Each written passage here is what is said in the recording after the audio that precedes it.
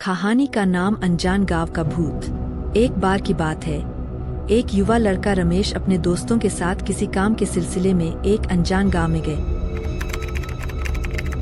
गांव के लोग अजीब तरह से डरते हुए दिख रहे थे और गांव के चारों ओर एक भयानक सन्नाटा था। गांव वालों से पूछने पर पता चला कि वहां एक पुराना खंडहर था जहां कोई जाने की हिम्मत नहीं करता था। कहा जाता था कि उस खंडहर में एक बुरी आत्मा का वास था। रमेश और उसके दोस्त इस बात को मजाक समझकर उस खंडहर में जाने का फैसला कर लेते हैं। जैसे ही वे खंडहर के पास पहुंचे, उन्हें एक अजीब सी ठंडी हवा महसूस हुई और उनकी रीढ़ की हड्डी में एक सिहरन दौड़ गई। खंडहर के अंदर जाते ही अचानक दरवाजा अपने आप बंद हो गया और चारों ओर घना अंधेरा छा गए। अचानक एक धीमी सी आवाज उनके कानों में गूंजने लगी, जैसे कोई बहुत दूर से किसी को पुकार रहा हो। रमेश और उसके दोस्त डर गए, लेकिन उनमें से एक ने हिम्मत करके एक टॉर्च निकाली।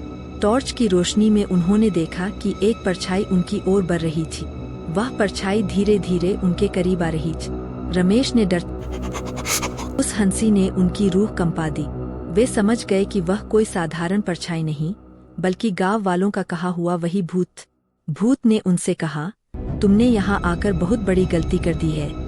अब तुम यहाँ से जिंदा नहीं जा पाओगे। रमेश और उसके दोस्त जान बचाकर भागने की कोशिश करने लगे, लेकिन जैसे ही वे दरवाजे की ओर दौड़े, वह भूत उनके सामने प्रकट हो गया और उसके ठंडे हाथों से एक एक करके सबको छूने लगा। उसके हाथ लगते ही वे सब वही बेहोश हो गए। अगली सुबह गांव वालों ने खंडहर के पास जाकर देखा तो रमेश और उसके दोस्त वही बेहोश पड़े मिले। वह भूत सच में बहुत खतरनाक था। उस दिन के बाद से रमेश और उसके दोस्तों ने कभी उस गांव का रुख नहीं किया। गांव वालों का मानना था कि जो भी उस खंडहर में जाता है, वह भूत उसकी आत्मा को हमेशा के लिए अपने साथ ले जाता है।